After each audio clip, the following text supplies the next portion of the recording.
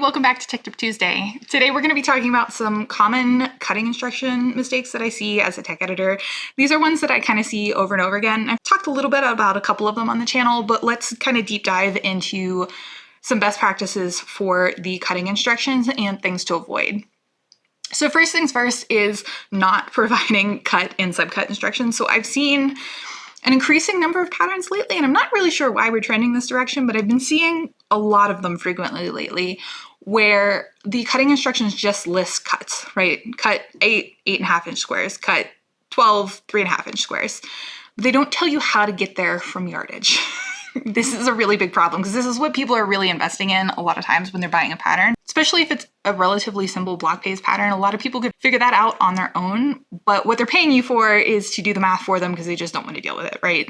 So if you're not providing that information, they're just telling them, hey, go get a 1.5 yard piece of yardage and cut all of these pieces from it, but not telling them how to get there as efficiently and effectively as possible without wasting a ton of fabric, they're going to be a little grumpy about that. So that's the first big mistake that I see. If you're doing this, please stop. You need to put the work in and actually provide the width of fabric strip cutting instructions and then how to cut those strips down into the pieces that you need as efficiently as possible. Fabric costs a lot of money. It's going up every day. So making sure that you're kind of optimizing to reduce fabric waste is also a really big plus. The second common mistake that I see is not preferentially cutting pieces that are from strips that are already the correct width. So if you look over in the table that I have here, you see that we're cutting 3 6.5 inch squares off of the remainders of these 8.5 inch strips, and then we're going to cut 11 6.5 inch squares from 2 6.5 inch width of fabric strips. Now, on the surface, you probably don't think there's a problem with that, but when I kind of look a little closer, right? If I have 42 inch width of fabric, I can actually fit 6 6.5 inch squares per strip, and I can fit up to 3 6.5 inch squares on the remainder of those 8.5 inch strips, which is what you see here, right? Problem is that I'm cutting fewer 6.5 inch squares from the strips that are already at 6.5 inches than I could cut there, and I'm gonna have waste either way, so why don't I just make my life easy and cut the squares that are already from strips the correct width, right? So the better way to do this is this, right? Cutting 2 6.5 inch squares from the 8.5 inch strip remainders and then cutting as many 6.5 inch squares as I can possibly fit on those 2 6.5 inch by width of fabric strips that I'm already cutting anyways. This is also going to reduce fabric waste.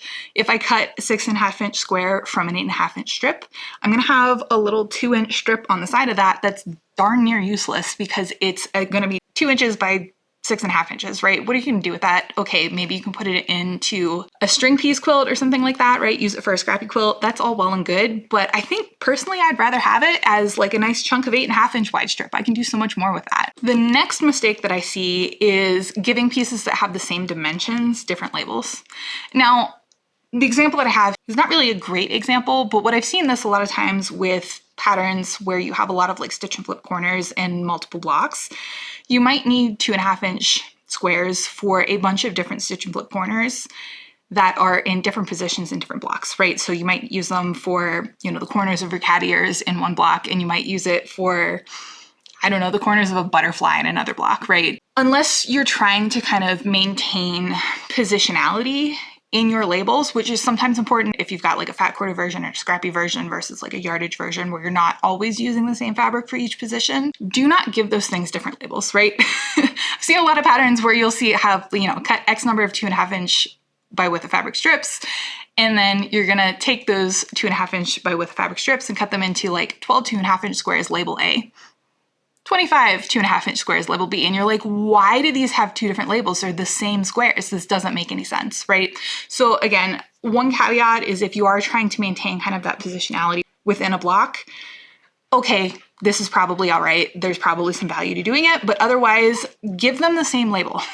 Do not give them two different labels because it throws all of your labeling off throughout the rest of the quilt and also just gives you an unnecessary number of labels. So the better way to fix this is to just label both of these lines as B, right?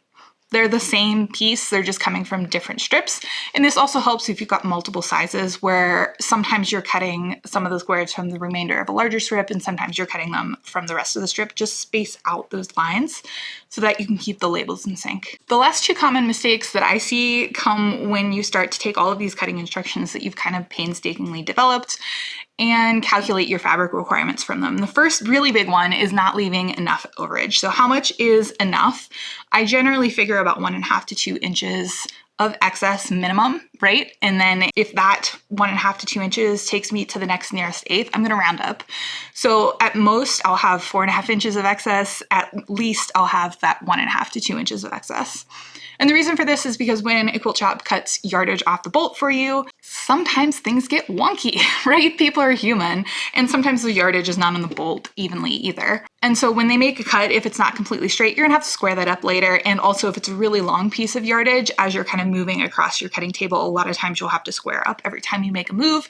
And it might be something less than 1/4 inch that you're trimming off each time, but that can add up over time. So you wanna leave about 2 inches at least in order to make those corrections and still have enough to cut all the pieces that you need. Now, the other mistake that I see is kind of the flip side of this, and this is leaving way too much overage. So a lot of people traditionally would add, enough for an extra strip with a fabric strip of your smallest dimension.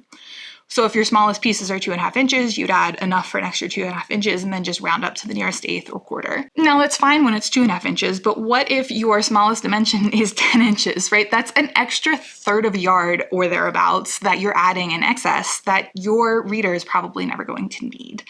Another way I've seen people do this is just by adding, 10% overage on everything. That also is not great because 10% overage on, an eighth of a yard is like nothing. It's maybe 1/4 to 1/2 inch. That's not really significant, and it's not enough overage to do those kind of squaring up operations that I'm talking about for wonky yardage. Now, the flip side of that is that if you have 4 yards of background, 10% of that's actually quite a lot. And that's not really great because now your reader's buying all of this extra fabric that they're never going to need unless they make a mistake. So what I like to do, and kind of the rule of thumb that I use, is trying to give your reader the most accurate information possible, right?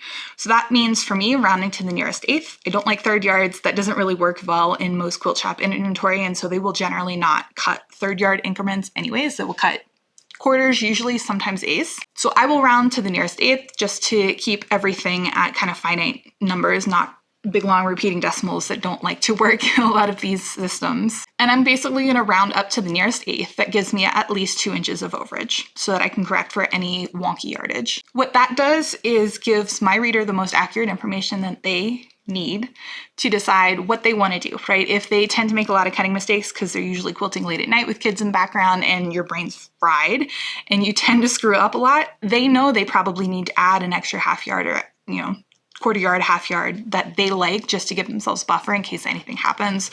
A lot of people will use this to kind of build their stash as well, so they have a little bit of extra fabric. But if you've got someone that's very accurate with their cutting and they never need extra fabric, they know that they can just buy the minimum that you have listed and they're not going to end up with huge amounts of excess. So what this does is put the power back into the hands of your reader.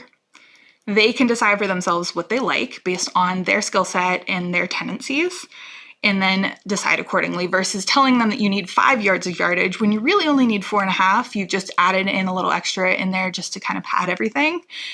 That might be helpful for some quilters, but it's also going to piss off a lot of other ones because they're buying all of this extra fabric that they don't actually need. So there is really a sweet spot here. For me, that's that 1.5 to 2 inches minimum, and I always round to the nearest eighth. Some people don't like 1/8 inch increments because a lot of quilt shops won't cut them. That's fine too, round to the nearest quarter. Okay, those are the 5 most common mistakes that I see as a tech editor with cutting instructions.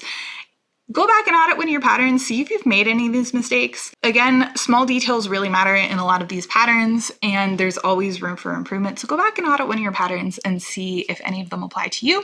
These are the best practices for cutting instructions, so make sure you're following them when you write your next pattern. If you found this video helpful, make sure you like and subscribe, and I will see you next time for Tech Tip Tuesday.